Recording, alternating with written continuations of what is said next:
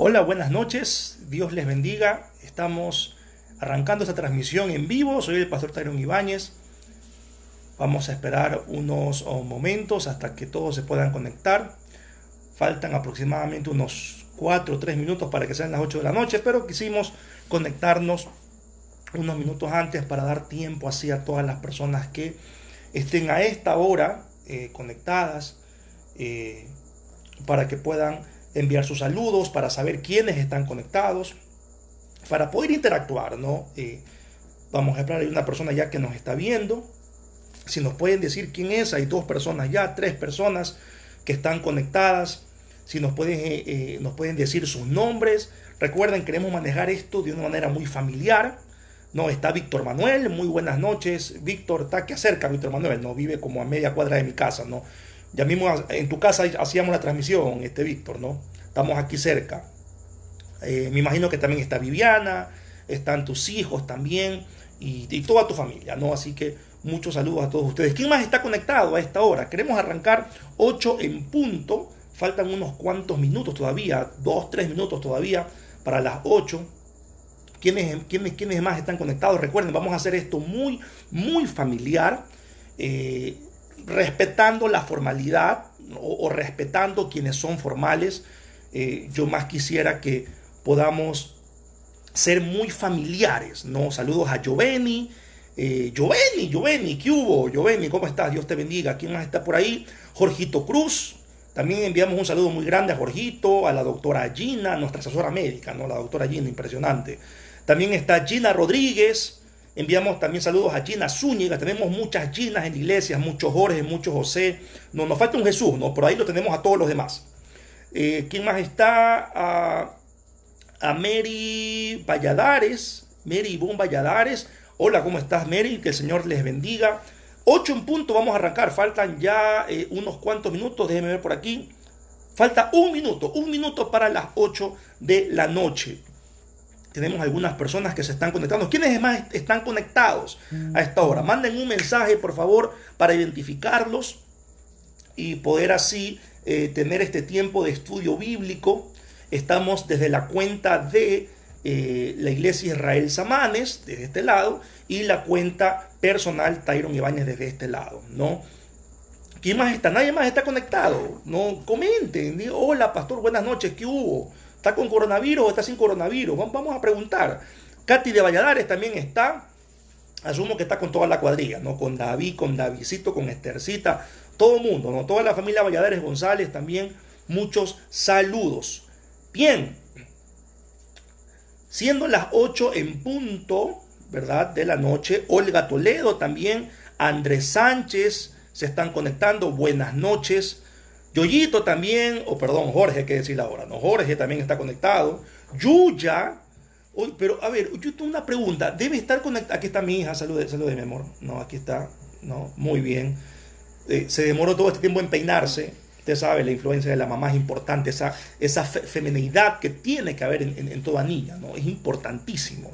¿Y qué pasa con la gente de Israel Samanes? Que hacemos esta transmisión para Israel Samanes y están que se conectan también de otras iglesias hermanas. Pero no importa, la verdad, esperamos que este tiempo, estos minutos de estudio sean de mucha bendición para ustedes. Norberto también,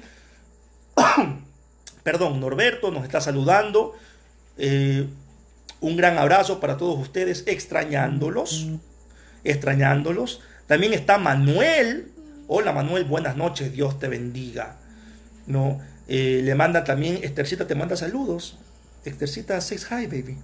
Hola, Estercita. Hola, Estercita. Muy bien. Ya estamos. Ya tenemos que arrancar y son las 8 en punto y queremos ser consecuentes con su puntualidad. Disculpen si les estamos interrumpiendo algún tipo de actividad. Aunque, ¿qué vamos a hacer si estamos en cuarentena? ¿No? A esta hora ya deben estar todos desocupados. Pero, como les decía, queremos hacer esto muy familiar, queremos hacer esto muy interactivo. Ya habrá momentos para la formalidad, para la foto, para el discurso, que también es válido, pero creo que estos momentos debemos pasarlas en familia. Así enseñaba Jesús.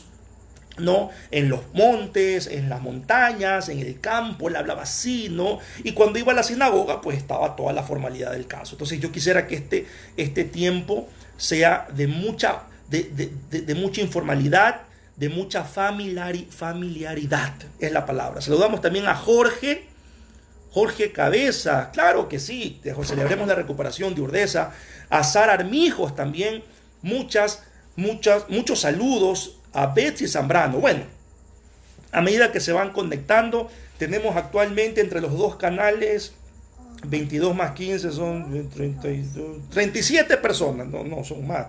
22 más 15 son 30, sí, 37 personas y vamos a iniciar. Ok. El Salmo 91. ¿Por qué me he atrevido a hacer este estudio? Nos saludos a Néstor, a Héctor también que están conectados y a toda su familia. En estas últimas semanas, usted ha de haber encontrado en Facebook o en WhatsApp muchas referencias al Salmo 91, ¿no? Al que habita al abrigo de Dios, morará bajo la sombra del Altísimo. También ha de haber encontrado frases como no te sobrevendrá mal, ni plaga tocará tu morada, así que créele al Señor, etcétera, no confíe en Él, en sus promesas, etcétera. Nos saludamos también a Fanny Ochoa, a Fanny es la mamá de Mafer Fernández, ¿no? Sí, entonces se ha mencionado mucho este salmo y quería hacer un estudio del salmo, ¿ya? Como introducción, vamos a ver o vamos a mencionar algunas cositas que debemos tener todos claro. A ver, actualmente nosotros vivimos en una época posmoderna. ¿Qué significa esto? Es una época posterior a la modernidad, ¿no? ¿Y qué pasaba en la época moderna? En la época moderna todo era cálculos matemáticos, todo era academia, todo era investigación. ¿Que estás brava, mi amor? Ya, Kerenomi, por favor, que estoy trabajando. Tienes que estar en silencio. Entonces, en la época moderna era mucha investigación, mucha frialdad. Luego, en esta época posmoderna, dejamos esa parte fría del cálculo, de la academia, de la investigación, y nos fuimos al otro extremo. ¿Cuál es ese extremo? En el extremo de lo sensorial, de lo emocional, de lo experiencial, ¿no? Saludamos a Ángel Gracia, a Javier también, bueno, a todos los que se están conectando. Entonces, nos pasamos a la época de la experiencia, nos fuimos al otro extremo. Entonces, lo que yo experimento, ¿no? Lo que yo siento, percibo en mis emociones, yo exijo una respuesta. Yo exijo una respuesta, que alguien me explique qué fue lo que sentí. Eso pasa en la época posmoderna, ¿no? Ya no se apega tanto a la investigación, al estudio, a la objetividad, sino a la subjetividad de las emociones. Entonces, yo siento algo, yo experimento algo, y si eso que yo siento me hace feliz o me hace sentir bien, entonces es bueno.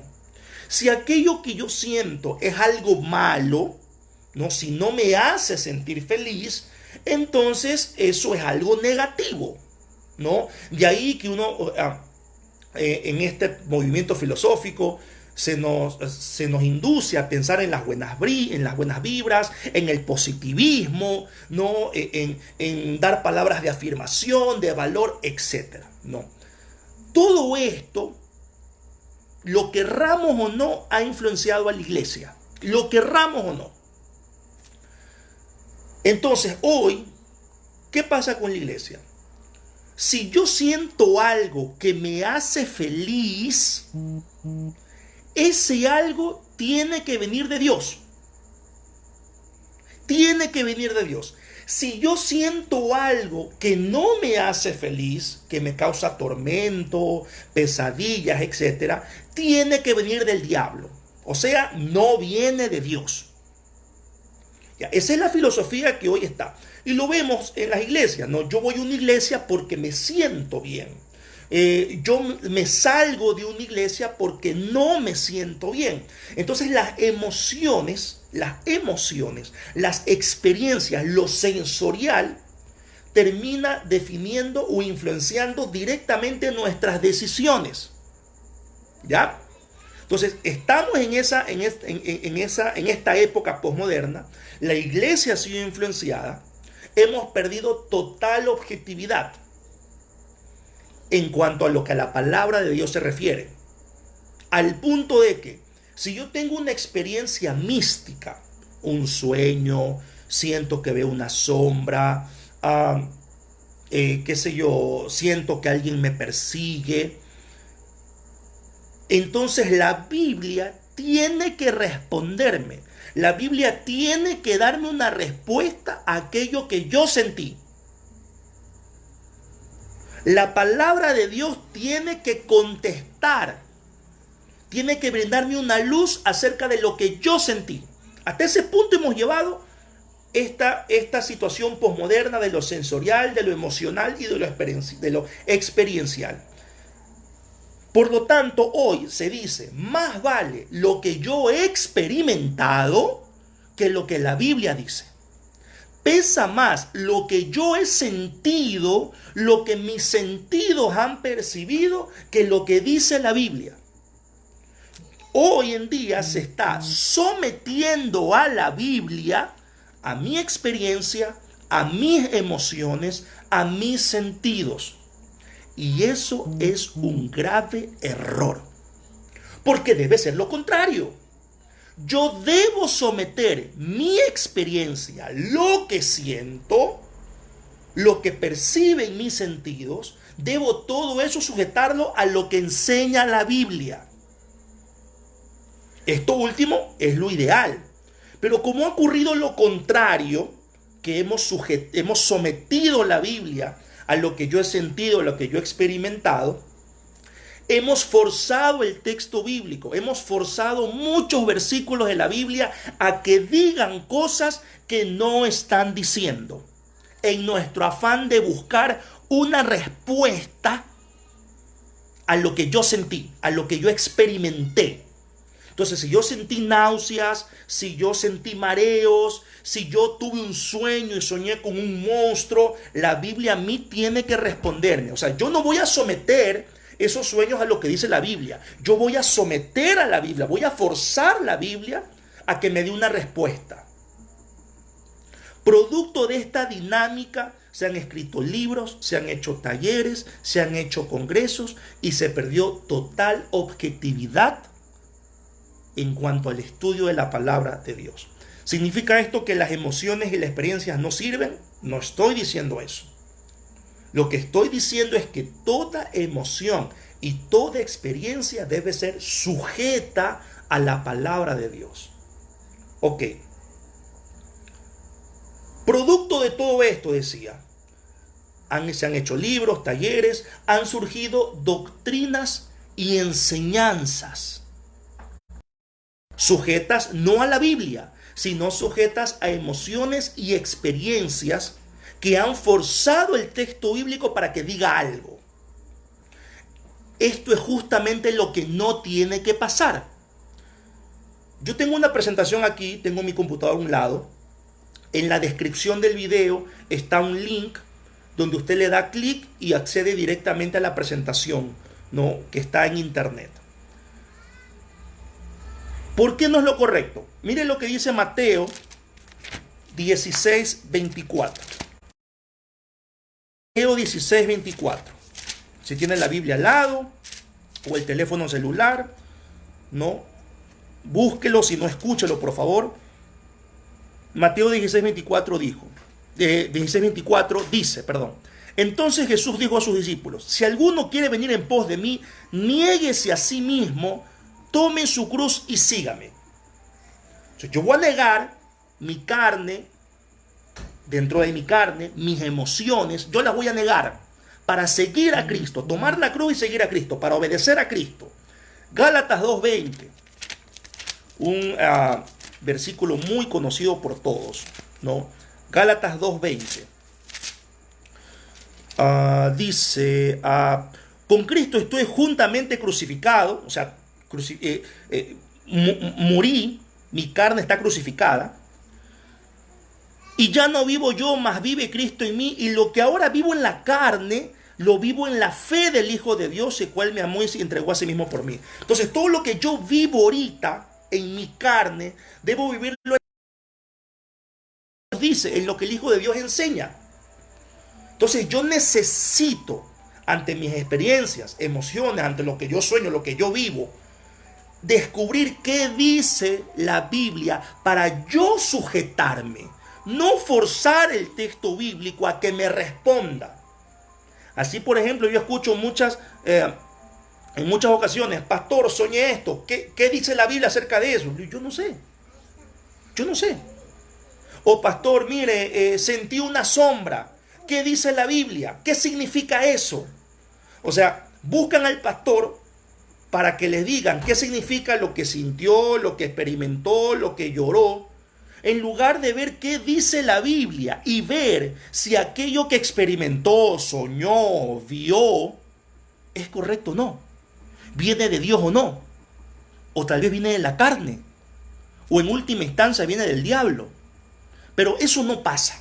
Ya. Así es la dinámica de la iglesia. Con todo este marco de referencia se ha usado el Salmo 91. Hemos perdido el estudio, no nos hemos ocupado de ver qué es lo que enseña el Salmo, qué es lo que dice el Salmo, de quién se está refiriendo el Salmo. No nos hemos preocupado de eso. Simplemente lo mencionamos porque son versículos bonitos, los compartimos porque son versículos que dan esperanza. La esperanza es humana, no es divina, la esperanza es humana. Lo compartimos para que la gente esté motivada y nada más. O sea, parece una sesión de coaching esto, en lugar de ser un espacio para ser confrontados y ministrados con la palabra de Dios. Hemos querido forzar el Salmo 91 a que diga cosas que no son reales. Ok. Antes de meternos de lleno al Salmo 91, ¿no? Voy a dar algunos datos importantes del libro de los Salmos, ¿no? Vamos a dar un dato importante del libro de los Salmos. Ok. Saludos a las personas que se han ido conectando, a Ricardo Villa, a Jackie Romero, los que conectan y saludan, ¿no? Porque hay otros que conectan y no saludan, pero también muchos abrazos a ustedes en esta noche. Primero, los Salmos, o el libro de los Salmos, no son libros de doctrina, sino de poesía. Forman parte de la poesía hebrea, de la Biblia hebrea. No son libros de doctrina. No podemos sacar doctrinas. Son libros de poesía. Son expresiones de los salmistas hacia Dios y al pueblo de Dios desde sus corazones. En poesía hebrea, corazón significa mente. Esto es algo que también debemos tenerlo claro. Saludos a Magali que nos está escribiendo. Siempre cuando hablamos de corazón lo relacionamos o lo vinculamos con aspectos emocionales. Que ora a Dios desde tu corazón, que Dios va a poner en tu corazón el querer como el hacer, que Dios va a hablar a tu corazón. En la práctica vinculamos en la palabra corazón a las emociones. Pero en la poesía hebrea, e incluso en el Nuevo Testamento, corazón significa mente, el pensamiento. Saludos a la familia Cuesta, María Alvarado, a Gina Fernanda, a Magacha, a Diego Robalino. Ahí vamos interactuando los saludos, ahí vamos interactuando. Sí, siga saludando nomás. Si tiene alguna pregunta me la hace, por favor, ¿no? Espero verla también. Entonces, Los salmos son expresiones de los salmistas a Dios y al pueblo de Dios desde sus corazones, es decir, desde su mente, desde lo que su mente procesa. De ahí que usted va a encontrar salmos de tristeza, de alegría, de ira o incluso de venganza, entre otros salmos más, ¿no? Saludamos a Andrés Chalén y a Lisette Paz también. En el libro de los Salmos existe aproximadamente 22 profecías mesiánicas. Saludos a Carlos Javier, también a toda la familia Hungría Lalón. Existen aproximadamente 22 profecías mesiánicas. Un judío ortodoxo le dirá, no pueden haber profecías en los Salmos porque no es un libro profético, es un libro poético. Pues sí existen 22 profecías mesiánicas que por tiempo no se los puedo mostrar porque son 22 profecías mesiánicas. No, pero sí están en el libro de los Salmos. Ahora, el título hebreo de los Salmos es Tehillim. Tehillim significa himnos o alabanzas. Tehillim. La palabra salmo, que hoy nosotros lo recibimos como el nombre de este libro, el más largo de la Biblia, viene del griego salmos, salmos, que significa o que traduce el hebreo mismor, que significa canto. Repito, la palabra salmo viene del griego salmos, que traduce el hebreo mismor, que al español significa canto. ¿Está claro hasta ahí? Bueno, ni manera que me pueda responder, ¿no? Pero espero que esté claro. Si no está claro, vuelve a ver el video, ¿no? Para que quede más claro. El libro que nosotros conocemos como Salmos, que está en nuestra Biblia, está dividido en 5 secciones. No siempre estuvo dividido así. Estas 5 secciones es la parte última o la etapa última de todo un proceso muy complejo de formación del libro, que tampoco lo vamos a ver ahorita porque no es el tema que nos atañe, ¿ya? Con estos datos importantes de los salmos, vamos al Salmo 91. Ok.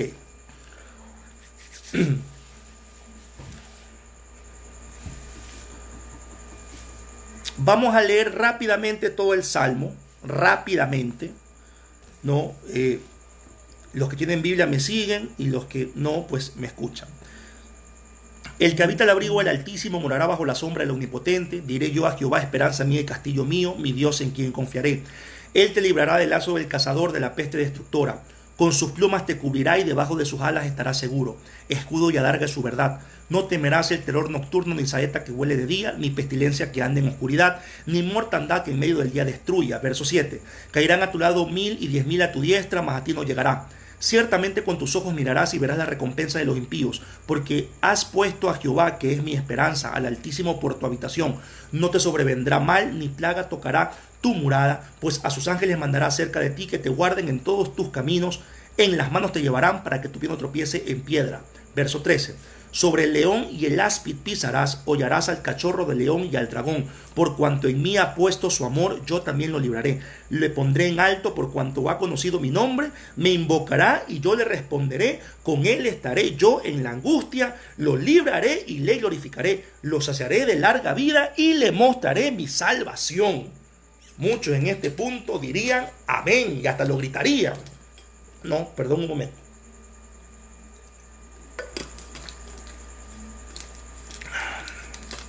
Saludos también a Jessica Herrera, que nos está escribiendo, mandando saludos.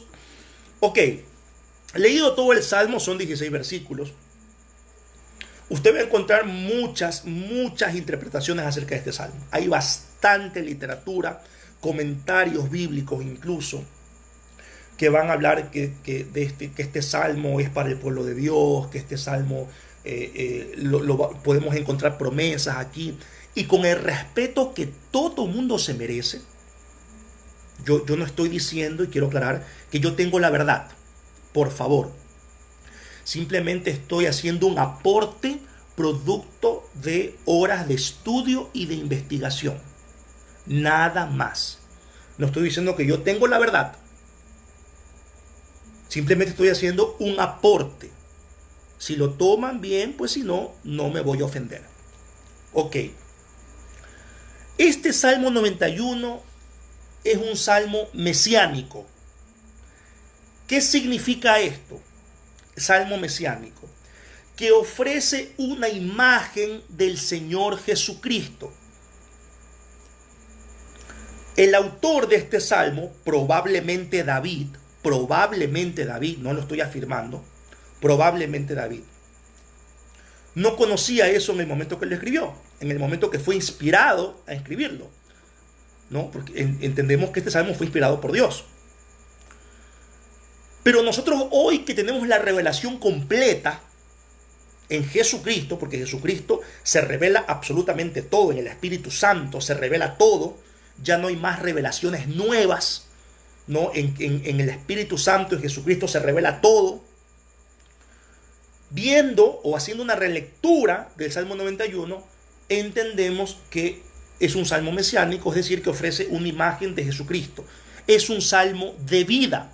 A diferencia del Salmo 90, el salmo anterior, que lo escribe Moisés, que es un salmo de muerte, ¿no? Que está describiendo lo transitorio del ser humano, lo frágil de la vida del ser humano, etc. El Salmo 91 es un salmo de vida, ¿no? Un salmo mesiánico. Ofrece una imagen del Señor Jesucristo. A ver, vamos a entrar a sustentar esto. En los primeros dos versículos, ¿no? Se está hablando, en los primeros versículos, se está hablando en tercera persona, ¿no? Quien escribe está hablando en tercera persona. El que habita el abrigo del Altísimo morará bajo la sombra del Omnipotente. Diré yo: Jehová, esperanza mía y castillo mío, mi Dios, en quien confiaré. Aquí habla de un hombre que habita, que permanece, que es fiel, que nunca se aparta de la sombra del Altísimo, del abrigo de Dios. No es alguien que entra y sale. La palabra habitar es permanecer firme, estancado. Esta descripción es muy similar a la que se hace en el Salmo capítulo 1. ¿Se acuerdan en el Salmo capítulo 1? Lo voy aquí a leer rápidamente. Bienaventurado el varón que no anduvo en consejo de malos, ni estuvo en camino de pecadores, ni en silla de escarnecedores se ha sentado, sino que en la ley de Jehová está su delicia, y en su ley medita de día y de noche. Será como árbol plantado junto a corrientes de agua, etc. Este hombre del Salmo 1 y el Salmo 91 probablemente, muy probablemente sea el mismo. O sea, se esté haciendo referencia a Jesús, porque Jesús, escúcheme bien, es el único que nunca anduvo en consejo de malos, que nunca estuvo en camino de pecadores, ni jamás se ha sentado en silla de escarnecedores.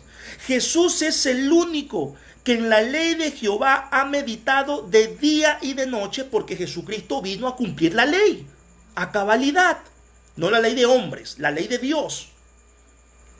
Ningún otro ser humano encajaría en la descripción del Salmo 1 ni en la descripción del Salmo 91, de alguien que permanece, que nunca se aparta del abrigo de Dios ni de la sombra del Altísimo. ¿Sí? Aquí no hay, aquí no entra el tema de que, bueno, si yo habito un día y otro día me aparto y sí, no. Habitar es estar firme, permanecer estancado, morar allí. No está hablando de ir de visita, como que si fuera un hotel. No. Yo vivo y moro allí. Y la única persona que hace eso o que hizo eso, ya estando aquí en la tierra, se llama Jesucristo. Ok. Jesús no pecó nunca. Por lo tanto, ¿Sí? ¿Verdad que creemos que Jesús no pecó nunca? La Biblia lo dice, ¿no? Jesús no pecó nunca. Ok. Por lo tanto, la consecuencia del pecado no afectó a Jesús. ¿Cuáles son las consecuencias del pecado? Enfermedad, muerte. Como Jesús no pecó, las consecuencias del pecado nunca lo afectaron. A él lo afectaron nuestros pecados que cargó sobre sus hombros en la cruz. Saludos a Amandita, a Cecilia Pérez de Monteverde. Hola, Cecilia. Ay, me acuerdo de ustedes. No, escriban para saber cómo están, en qué se hallan, ¿no? Muchos saludos a mi prima, a mí también, a mi tía desde México. Estamos orando mucho por ustedes, tía. Por Ramiro, por Nancy. Aquí más a Mechita también saludamos, ¿no? Bien, continúo. Entonces, estos primeros dos versículos está hablando de una persona que habita, que está estancada, que está firme en el abrigo de Dios y que mora bajo la sombra del Altísimo. Y el único que ha hecho eso se llama Jesús. El único hombre. Lo mismo con el Salmo 1. Ok.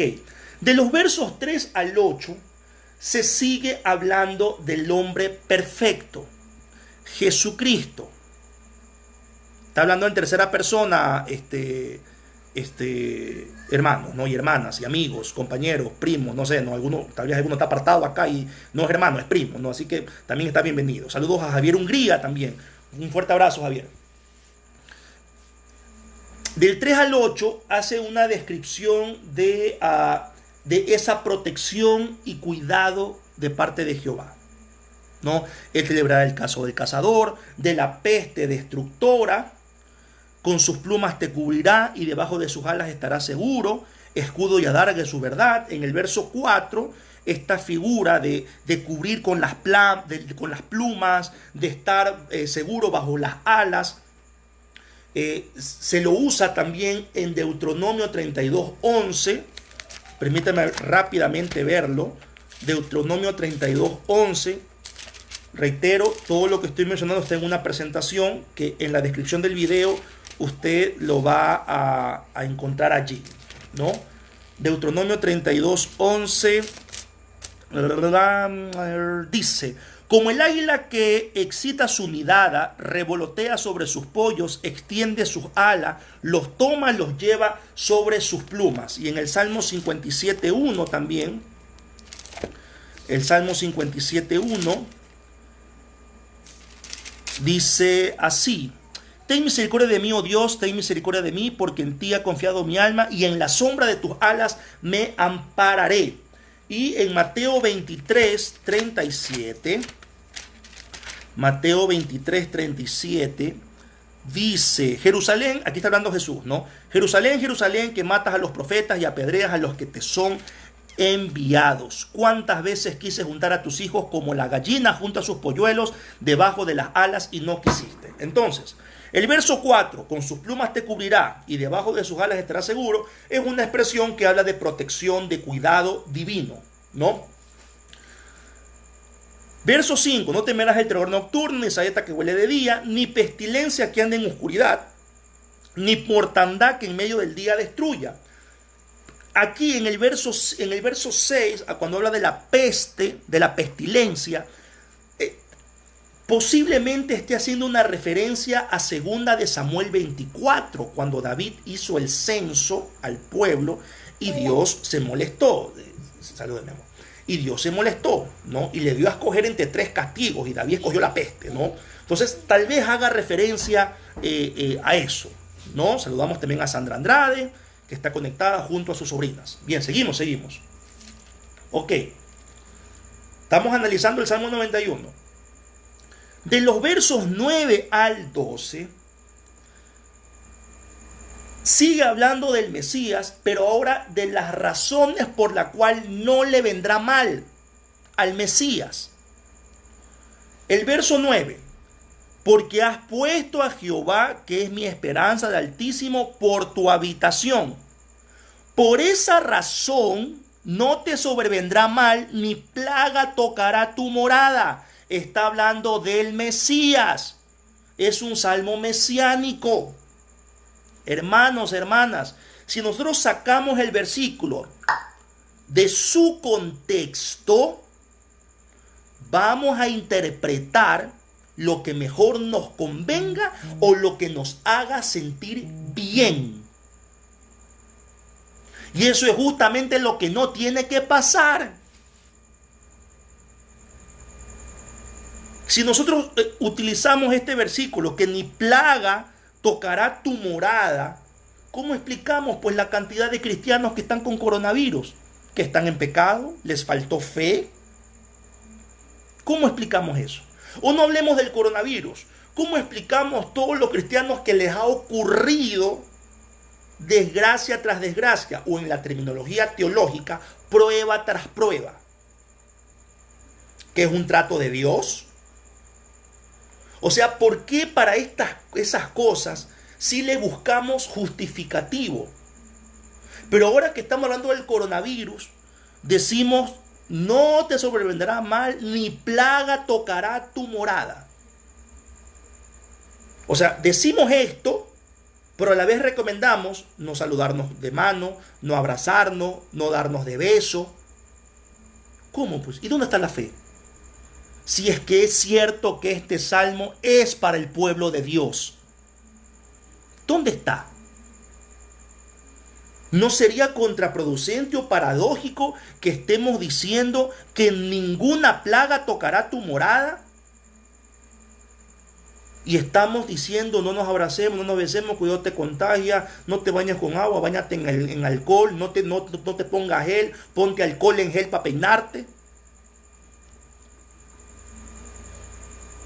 ¿No es paradójico eso? Pues de esta manera se ha usado este salmo. Aquí está haciendo referencia al Mesías, a Jesucristo, no al pueblo de Dios. Pero sigamos. En el versos 11 y 12. Pues a sus ángeles mandará cerca de ti que te guarden en todos tus caminos. En las manos te llevarán para que tu pie no tropiece en piedra. Estas son las mismas palabras que utiliza Satanás cuando tienta a Jesús en el desierto. Son las mismas palabras. Esto está en Lucas 4:10. Lucas 4:10.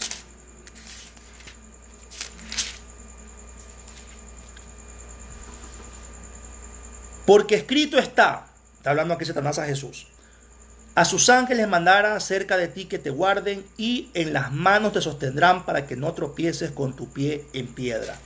Aquí Satanás, o quien escribe, que es Lucas, usa estas palabras de Satanás para afirmar que lo dicho en el Salmo 91 es en referencia al Mesías. Yo no estoy diciendo absolutamente nada, simplemente estoy leyendo la Biblia. Nada más. Entonces, este es otro argumento muy fuerte para decir que el Salmo 91 es una referencia al Mesías. Es un salmo mesiánico, es una imagen de Jesús. El verso 13. Sobre el león y el áspid pisarás, hollarás al cachorro del león y al dragón. Estas palabras las utiliza Jesús en el mismo Evangelio de Lucas, capítulo 10, verso 19. Lucas 10:19 dice, aquí está hablando Jesús a los 70, aquellos hermanos judíos, los 70, que fueron a predicar el Evangelio, ¿no?, a toda región donde Jesús iba a ir a predicar después, o iba a hacer su obra después. He aquí os doy potestad de hollar serpientes y escorpiones y sobre toda fuerza del enemigo y nada os dañará. Jesús aquí está haciendo referencia al Salmo 91:13. Este poder es del Mesías, el de hollar serpiente, pisar leones, ¿no?, de hollar al cachorro del león, etc. Y Jesucristo, como Mesías, le está dando ese poder a los 70. Ahí no le está dando el poder a la iglesia. Mucho cuidado. El texto dice o está hablando que esas palabras se las dirige a los 70. Cuidado, hermanos, sacamos el versículo de su contexto y lo aplicamos en otros lugares que no tiene que ser aplicado. Mucho cuidado, por favor. Salmo 91:3 son atribuciones del Mesías. Y en Lucas 10:19, el Mesías le otorga ese poder a los 70. Allí en ese evangelio. Ok. De los versos 14 al 16 del Salmo 91, ya no se habla en tercera persona, sino en primera persona. No, aquí ya está hablando Jehová. Y este cambio, ¿no?, de persona, este cambio gramatical de tercera a primera persona, es muy común en la poesía. Es muy frecuente, uno lo va a encontrar mucho y es totalmente permitido. Versos del 14 al 16, aquí está hablando Jehová. Por cuanto en mí ha puesto su amor, yo también lo libraré, lo pondré en alto por cuanto ha conocido mi nombre. Me invocará, yo le responderé, con él estaré yo en la angustia, lo libraré y le glorificaré, lo saciaré de larga vida y le mostraré mi salvación. Aquí está haciendo una descripción en referencia a la aflicción de Jesús en la cruz y posterior resurrección. Cuando habla, le mostraré mi salvación, no es que Jesús necesitaba ser salvado. Esto es una referencia a la resurrección, al plan salvífico de Jesús. Porque todos cuando resucitamos con Cristo, resucitamos a una nueva vida. Es el plan de salvación. A eso hace referencia esa última frase del verso 16, y le mostraré mi salvación.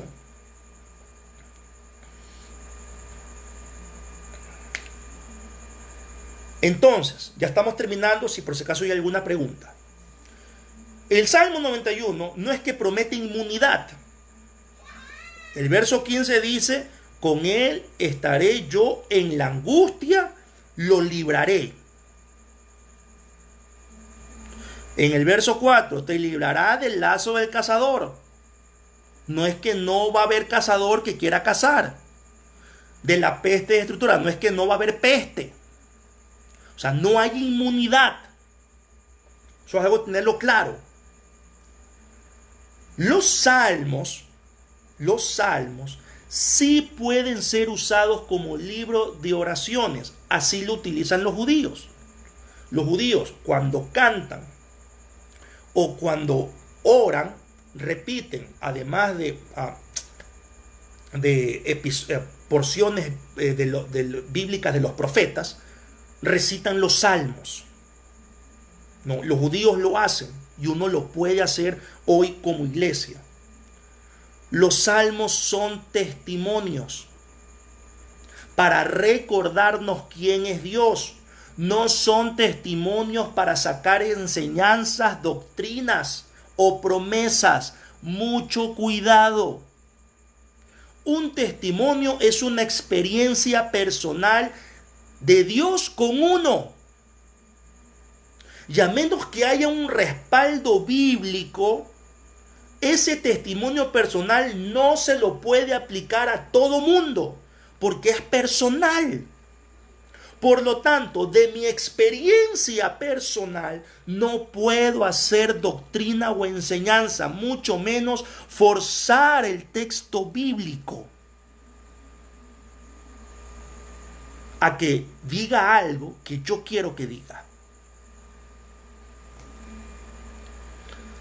Hay una pregunta aquí de Christopher Girbel. Pastor, y ahora dime un versículo que sea como el 91 para tiempos difíciles. A ver, una vez más, nosotros podemos usar los salmos en nuestras oraciones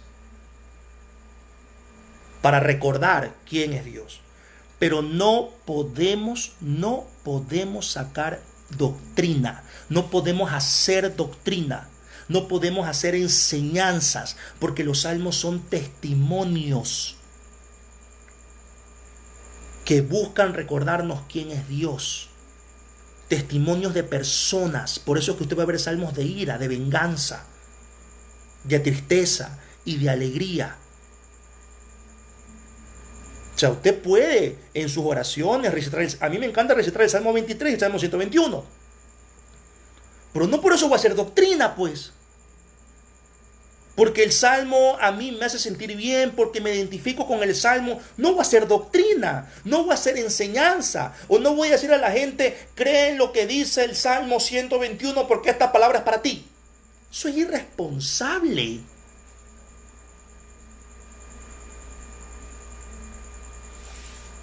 Entonces debemos ser objetivos. En las oraciones podemos citar los salmos, yo lo hago. Pero yo no estoy publicando el Salmo 40 y no sé, el Salmo 104, verso 8, esta palabra es para ti. No puedo, es irresponsable. Yo no puedo forzar el texto a que diga algo para todo mundo que no quiere decir o que no está diciendo. Ahora, ¿hay promesas para la iglesia? Por supuesto que sí.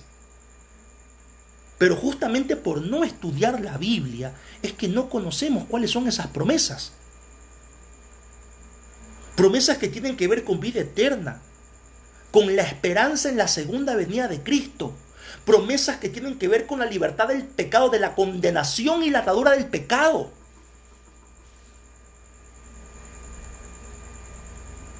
Pero como no estudiamos la Biblia, desconocemos esas promesas y buscamos cualquier salmo que nos guste. Tal vez escuchamos una canción que alguien hizo un salmo, lo hizo música, le puso música, y nos gustó la canción y vamos, ese salmo yo lo hago mío y esa palabra la hago mía. O sea, ¿con qué derecho vamos a tomar una palabra que no fue escrita para nosotros y hacerlo ley, hacerlo doctrina? ¿Con qué derecho? ¿Quién nos dio la autoridad para hacer eso? ¿Quién? Dígame quién. ¿En qué versículo de la Biblia? ¿Qué enseñanza dice que yo puedo tomar una palabra que no es para mí como que si fuera mía? Pero todos estos pensamientos es producto de la influencia posmoderna que hay en la iglesia.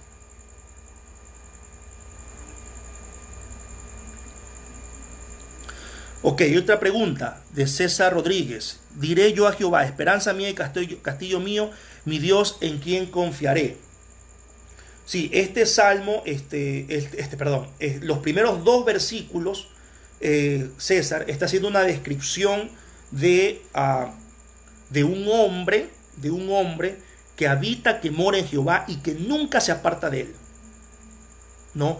Este hombre que siempre mora en Jehová, que nunca se aparta de él, le dice, esperanza mía y castillo mío, mi Dios en quien confiaré. ¿No? Este hombre que habita, que mora, que nunca se aleja, que ya dijimos hace un momento, es Jesucristo, el único. Este hombre confía plenamente en Jehová. Mayra Bajaña pide oración, ya vamos a orar al final de esta transmisión. Bien, si hay alguna otra pregunta, este es el tiempo para hacerlo. Mientras tanto, voy a dar unas recomendaciones. Dios mío, ¿cómo se fue el tiempo? Unas recomendaciones para quienes nos están escuchando y están despiertos todavía, ¿no? Hermanas, hermanos, amigos, amigas, primos en la fe, ¿no? Quienes están apartados, no ahora que se acerque a Dios, ¿no? Que se reconcilie con Dios. Unas recomendaciones acerca de interpretación bíblica. Cuando en un texto existe una gran cantidad de simbolismos, sin una conexión histórica en el contexto inmediato. ¿Cuál es el contexto inmediato? Los versículos anteriores y posteriores. Ese es el contexto inmediato. Si hay una gran cantidad de simbolismos sin una conexión histórica en el contexto inmediato,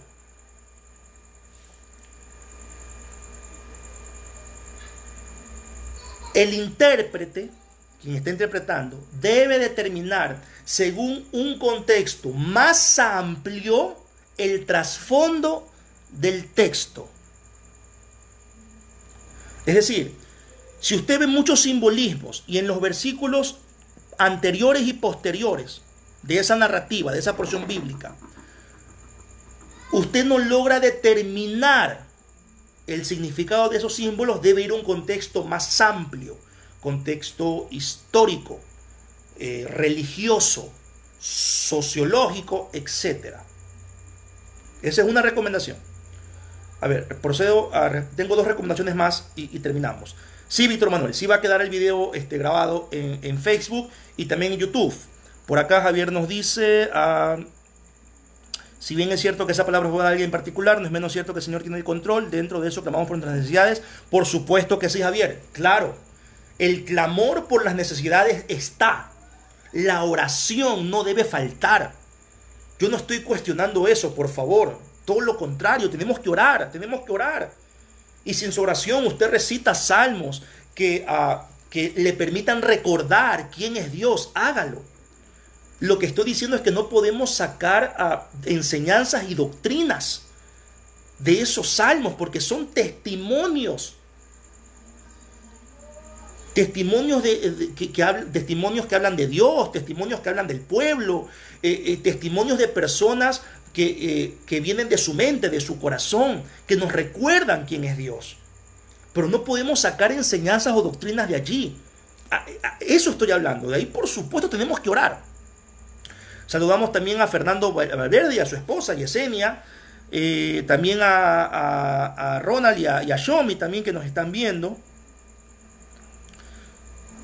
Bien, hay un aporte ahí de Ronald y de Shomi, que hay algunos salmos como el 67 que habla sobre exhortación a las naciones. Es así. A Denis también lo saludamos y a toda la familia, por supuesto que sí. Segunda recomendación. Si el contexto inmediato o el contexto amplio define específicamente o de manera explícita la idea central del simbolismo, queda claro de lo que se está hablando. No tiene sentido. Si en el contexto inmediato, los versículos anteriores y posteriores, o en el contexto más amplio, contexto histórico, sociológico, le encuentro sentido o significado al símbolo, entonces está claro lo que se está hablando. Sentido común, es lógico. Saludos a Nanda también y a Irma, que nos están enviando saludos. Y la tercera recomendación: no se puede sustituir lo explícito del texto para promover una interpretación personal. Si el texto es explícito, yo no puedo promover una interpretación personal. No lo puedo hacer. Entonces, en el Salmo 91 he tratado de ser, usando algunos textos de la Biblia, lo más explícito. Y ahí cada cual podrá hacer lo que crea conveniente. Estamos abiertos a preguntas. Si acaso hay comentarios.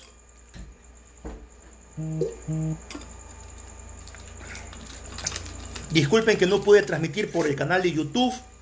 Debo tener al menos 1000 suscriptores en mi canal, ¿no?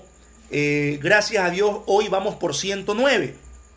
Si no se ha inscrito en el canal de YouTube Tyron Ibáñez, y suscríbase. Vamos, ya superamos la barrera de los 100. Vamos por los 200. Vamos por los 200.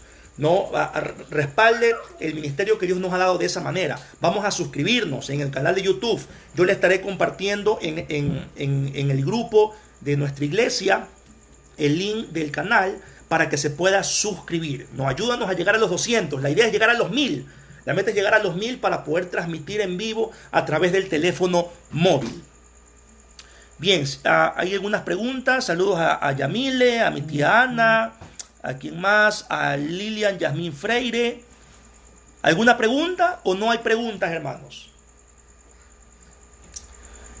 ¿Qué hacer entonces con el coronavirus? ¿Cómo entender entonces las enfermedades? ¿Nos afectan? ¿No nos afectan? ¿Qué mismo, pues? Este domingo, a las 11:30, yo voy a estar hablando de esto. El coronavirus y el cristiano. ¿Qué dice la Biblia frente a todas estas enfermedades? No solamente el coronavirus, históricamente existió la peste bubónica, la peste negra y otras pestes más que no queremos mencionar porque después hay peleas familiares, ¿no? Pero sí han existido otras pestes en la iglesia, perdón. Pero mi esposa me pegó en los ojos. Discúlpeme, ha existido otras pestes en la historia de la humanidad. Ay, qué vergüenza, Dios mío. En la historia de la humanidad, ¿no? Han habido desastres naturales que han afectado a los cristianos. Entonces, ¿cómo entendemos? O sea, ¿cuál es la protección que tenemos entonces? Este domingo a las 11:30 de la mañana, en la reflexión dominical, vamos a dar esa respuesta, ¿no? ¿Cuál es la protección que tenemos? ¿Cómo hacemos los cristianos? Habría algunas preguntas aquí. ¿El Salmo 91 podemos usarlo para que nos llene de paz? Sí. Sí podemos usarlo. Claro que sí. Una vez más, lo que no podemos hacer es sacar promesas para toda la iglesia. Lo que no podemos hacer es sacar doctrina. Los salmos son para oraciones personales o comunitarias en un grupo específico que nos recuerdan quién es Dios. Son escritos poéticos, no son escritos doctrinales o de enseñanzas o para establecer promesas. Son escritos poéticos. Y como todo escrito poético nos recuerda una realidad. En este caso de los salmos, ¿quién es Dios? Pero no podemos usar los escritos de los salmos para poner en Facebook, en WhatsApp, promesas, enseñanzas. El Salmo 90 enseña esto, el Salmo 100 enseña esto. Es un error hermenéutico desde mi posición como académico y estudioso de la Biblia. Bien, ¿a quién más? Por aquí alguien preguntó: Pastor, ¿crees que todo lo que esté pasando se pueda tomar como principio de dolores? Personalmente, el principio de dolores arrancó desde hace muchos siglos, la verdad. Hoy tenemos la ventaja de que la persecución que vive la iglesia a nivel mundial no es tan sanguinaria como los primeros 2-3 siglos de la era cristiana. No, si hay persecución hoy por el cyberbullying, todavía hay en ciertos países que asesinan a misioneros, pero no es tan sanguinaria como los 3 primeros siglos de la era cristiana. O sea, principio de dolores ha habido. No, ahí tal vez nos metemos ya en el campo de Apocalipsis, que eso, solo para que lo tengan como referencia, me demoré 10 u 11 meses, no recuerdo bien si alguien que estuvo en el estudio de Apocalipsis me lo recuerda. 10 u 11 meses nos demoramos en el estudio de Apocalipsis, en la iglesia. Pero lo estudiamos de palmo a palmo. Pero personalmente el principio de dolores está hace tiempo. Yo creo que nadie sabe cuándo va a venir el Señor. La recomendación es velar y orar, estar sobrios. O sea, y trato yo de vivir hoy como que si Cristo viniera en este día. Por eso si en algún momento en la transmisión yo me voy, asústese. El rapto, ya ahí se quedó. No, pero, la salvación es personal. Pero mire, yo sé que solamente Dios sabe cuándo va a ser el día. Pero principio de dolores, estamos hace rato, la verdad. A ver, por acá 10 meses me dice Víctor que duró el estudio de Apocalipsis. Gracias. Cuando hablabas de entender el contexto, también puede ser el contexto histórico y cómo identificarlo. Claro que sí, el contexto histórico. ¿Cuál es el contexto histórico? A ver, ¿quién escribe el Salmo? ¿A quién le está escribiendo? ¿El año en que escriben? ¿Qué pasó o qué estaba pasando en esa época? ¿Estaban en esclavitud? ¿No estaban en esclavitud? ¿Qué situaciones había pasado el pueblo? ¿Había recibido castigo, profecía? Todo eso es el contexto histórico, el contexto espiritual o religioso. Si estaban con ídolos, se habían apartado de la ley, ¿no? El contexto sociológico, si ellos habían cambiado sus costumbres, si habían adoptado prácticas paganas, etcétera, ¿no? Todo eso tiene que ver con el contexto histórico, sociológico. Por eso hay que estudiarlo, porque la Biblia por sí misma, en la mayoría de los va a hablar o no te va a dar un panorama muy amplio de ese contexto histórico. A ver, por acá nos dicen...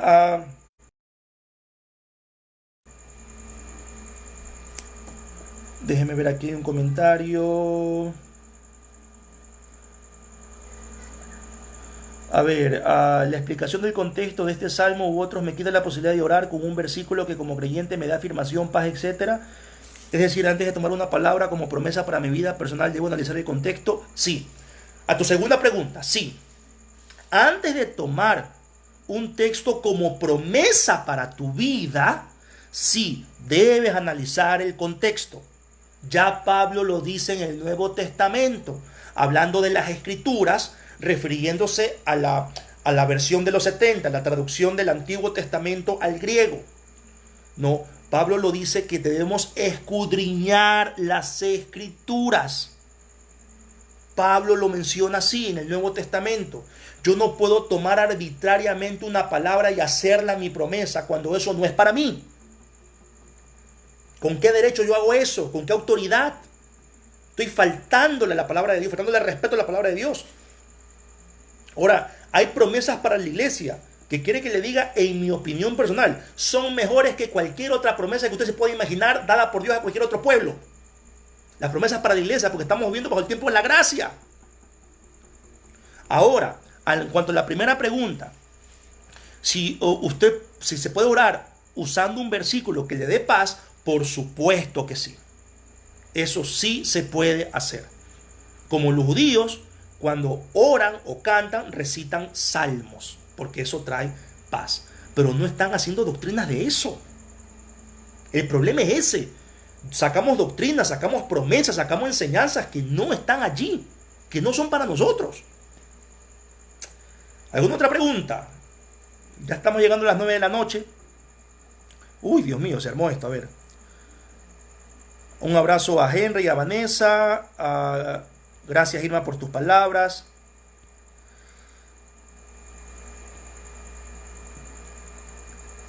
Al usar los salmos en oraciones con la iglesia, ¿no lo hacemos nuestro? Sí.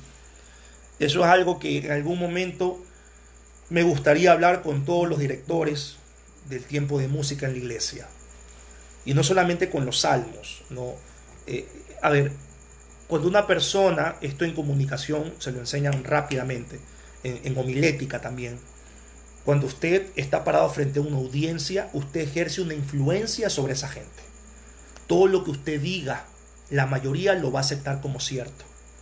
Entonces, cuando se trata de un culto o de un servicio dominical, de un tiempo litúrgico, el predicador, el director, el que da los anuncios, el que recoge las ofrendas, el que ora por las ofrendas, el que dirige la oración, debe ser muy consciente de lo que está diciendo.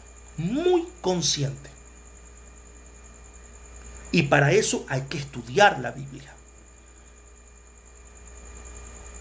Entonces, mucho cuidado los que estamos orando en las iglesias. ¿Qué estamos diciendo? O sea, si usted quiere orar personalmente, ahí sí, ore, llore, gime, patalee, todo es no se quebrante, pero con la comunidad uno debe tener mucho cuidado, porque aun cuando uno ora, cuando uno canta, cuando uno predica, uno también está enseñando palabra de Dios. Tengamos mucho cuidado con eso. Eso lo hemos tomado a la ligera en las iglesias. No, en algunas, no en todas. A ver, por aquí más saludos. Ya, por ejemplo, aquí mencionan un salmo, el Señor es mi pastor, nada me faltará. Ok, pero el Salmo 23 no es el único lugar donde dice que es nuestro pastor. En el Nuevo Testamento se presenta a Jesús como pastor.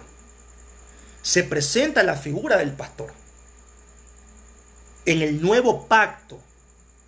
Entonces, en ese sentido, partimos de la revelación completa de Jesús como pastor o como príncipe de los pastores y vamos hacia atrás a ver qué cosas podemos obtener del Antiguo Testamento. En este caso, que se dice del pastor que cuida el rebaño.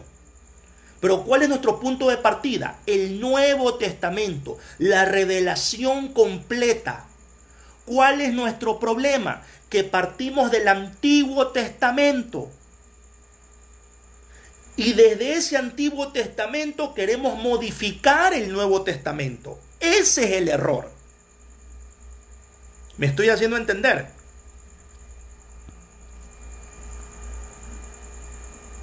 A ver, por aquí, ¿qué más? No sé si he contestado sus preguntas. Si hay alguna otra, hermanos, por favor, yo les voy a compartir el link del canal de YouTube. Suscríbanse. Pasamos la barrera de los 100. Aspiramos a llegar a los 200. No, háganos ese favor.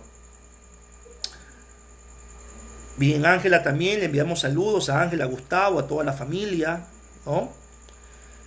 Bien, hermanos, si no hay más preguntas o si las tiene, las respondo por interno. Solo espero que no sea tan tarde, ¿no? Si no, le respondo mañana. Recuerde, este domingo, 11:30 de la mañana, tendremos la reflexión.